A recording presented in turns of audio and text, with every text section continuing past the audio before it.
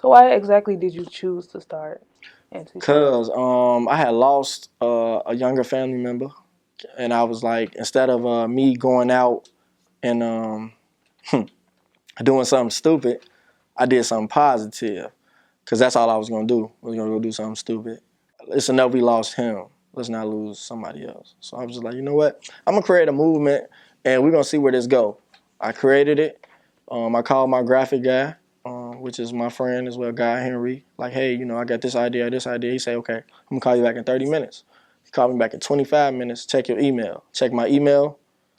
Man, the two of the best graphics I've ever had. I posted them on Instagram, social media. I went to sleep, woke up. My life ain't been the same. So have you gotten any negative responses? What? What? We had to, man, I had, by this point in time, I had like 7 people walking with me everywhere I went. I went to the bathroom. But I got death threats off this. Death threats. You like, what? Death threats off something positive? Yeah, man. You got people out here that's sick.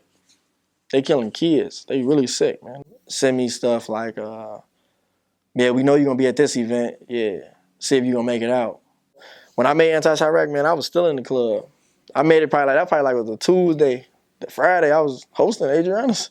You know what I'm saying? So, like, they knew where I was at. They knew where to find me. They just, man, people just all talk. It was crazy. But, yeah, the death threats, man, they come and they go, man, Every great has gotten threatened. Farrakhan walks around with a bulletproof vest. So does Pastor Hannah at church. Yeah. But we don't pay that no mind, though. I don't pay that. I'm a positive person, as y'all can see. So, So how do yeah. you feel about artists or people in general who endorse the name Chi-Raq? I can't speak on that. Legally, I can't speak on that. But I will say that I would never tell anybody to stop doing what they're doing, how they make money. That's how they make money. So you gotta feed your kids. They support me though. That's all that matters. Cause when I made Anti-Chiraq, Durk, Mouse, Herb, they jumped behind it. They was the first people behind me. First people. First. I'm doing my thing, so they respect it. I ain't stopping them, so they can't stop me, like that. Have you had any like surprises so far in your career? Yeah. I got personally invited to Farrakhan's house. When I first made Anti-Chiraq, Gator Bradley was there at my I had a press conference. I don't know who I thought I was. Had a press conference. Gator Bradley showed up, and if you don't know who that is, it's for growth and development. He's a GD, and he was there. He welcomed me with open arms. You got to be a big thing to have him come out. The front of the Chicago Sun-Times, the Bud Billiken Parade twice. We're going to do it again this year. Being a CPS vendor, that's major. Oh, Michelle Obama's people reached out too. That was dope. That was cool. I'm the leadership coordinator for the Hip Hop Caucus Chicago. That's something major too. That was a surprise too that came off me doing what I'm doing. What other non-for-profits do you like work with, like community organizations? Man, the Inglewood community, Fatal, the Good in Inglewood. Kind of put me on the spot with this one. And we work with a lot of different groups, a lot. We welcome everybody with open arms. Man, so many people reached out, man. But at the top of my head, like Fatal and Kobe, that's who I do. I do a lot of my work with, a lot. So that's the Inglewood community, and she's like Kobe's from like the 100, so that's like the 111 community. So we know you're pro Chicago and all. So how do you feel about Chance the Rapper and his movement? Dope, man, dope. I wish when I reached out to them, about my movement, they reached back, but I support everything that's going on, but I did reach out, they didn't reach back, so, people take it how they want it. I say it all the time, like I definitely reached out to them, but I support everything that's going on. I would never sit and knock somebody's, movement that's going on, but, I'm really out here, I'm not gonna say that he's not, but I am, I can't speak on what they do, but I just know I support everything that's going on. His album's dope. I actually bought it, so, yeah, I love it. So what about the people like you said earlier that who's falsely saying that in the community doing work? Can't really speak on that, but we'll just say that we're out here. We're really doing it. You know what I'm saying? I can't really, it's a lot of things I can't speak on. It's like I'm under contracts. I'm under like 2 different contracts.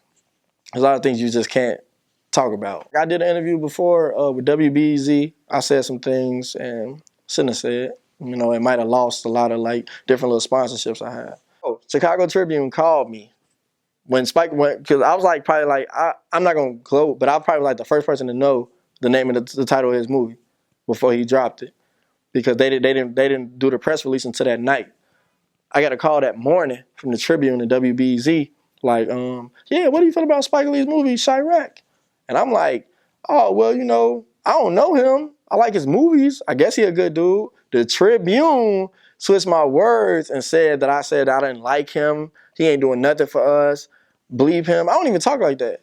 And they released it. They released it. And I'm like, what? And then I went on WBZ, said the same thing, and they twisted my words.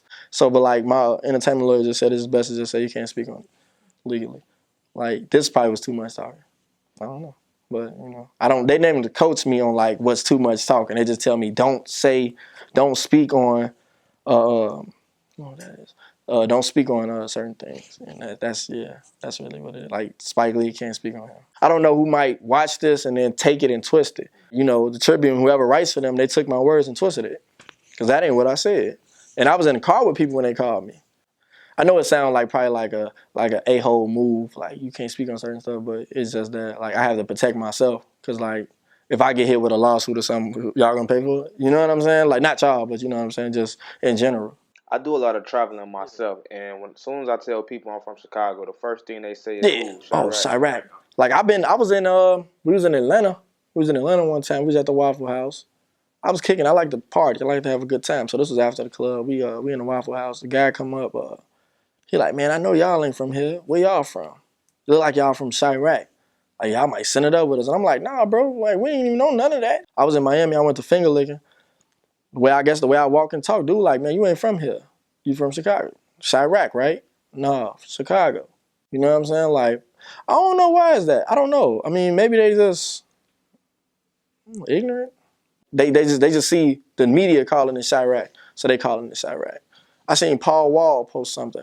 And he had something about Chicago. He called it like Chi-Raq. Man, Chicago people was chewing him up under it. I bet he'll never come to the city. Never. He kind of asked for it a little bit, because don't speak on something that you don't know nothing about. We can't speak on Texas. You know what I'm saying? We can't speak on y'all, so don't speak on us. You know, that actually making us look bad. What's the word? What's the word? What's the word? What's the word? What's the word? I'm stepping